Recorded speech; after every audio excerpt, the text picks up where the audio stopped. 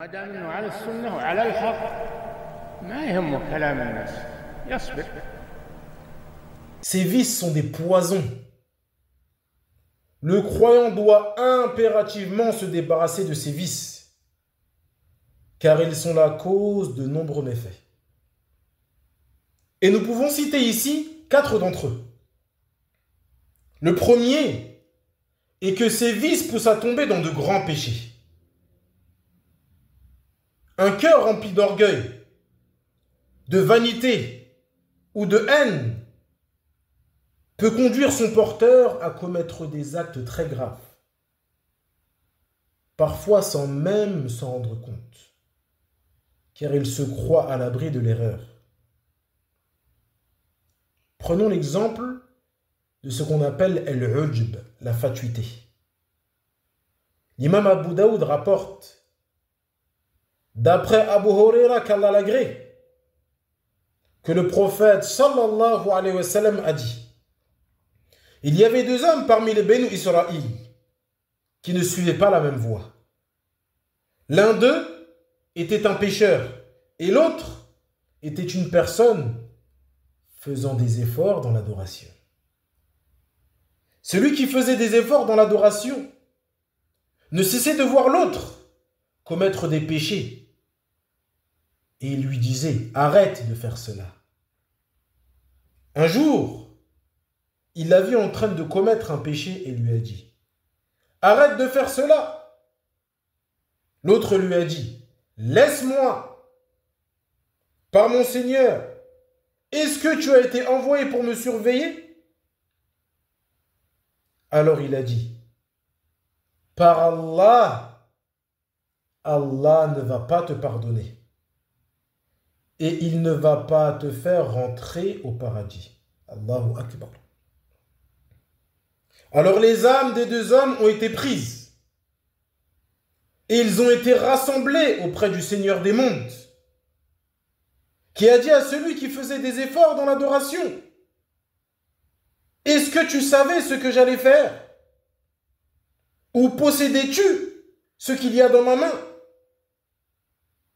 Et il dit au pécheur: va et rentre au paradis par ma miséricorde. Puis il a dit concernant l'autre: ramenez-le dans le feu de l'enfer. Abu Huraira qu'Allah l'agrée a dit: je jure par celui qui détient mon âme dans sa main, il a prononcé une parole qui lui a fait perdre sa vie d'ici-bas et celle de l'au-delà. Et le hadith, comme nous l'avons mentionné précédemment, est rapporté par l'imam Abu Daoud. Cet homme est tombé dans l'un des plus grands péchés.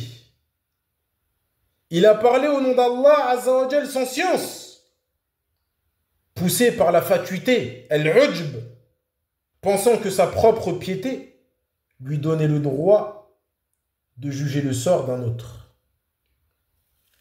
Le deuxième méfait est que les vices empêchent le cœur de s'épanouir.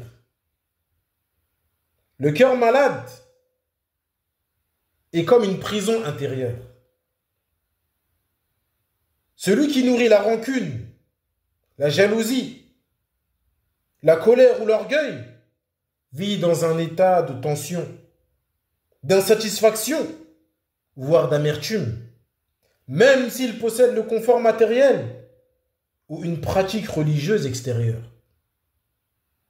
Prenons l'exemple d'une personne qui jalouse constamment les autres, même si elle prie, jeûne et accomplit ses obligations,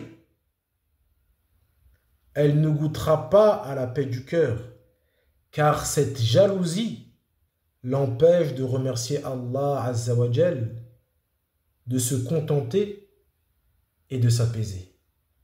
Le troisième méfait est que les vices du cœur sont l'une des causes de la division entre les musulmans.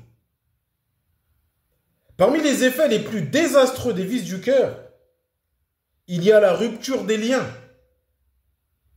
la propagation de la haine, la médisance et les conflits dans la communauté. La jalousie mène à la critique. La rancune à la rupture. L'arrogance au mépris des autres. Et la suspicion à l'éloignement. Ces maladies ne détruisent pas seulement l'individu, elles affaiblissent l'unité de la communauté et provoquent la haine entre frères et sœurs en islam. Le quatrième méfait est que les vices du cœur peuvent être la cause de l'éloignement des gens de la voie de la sunna.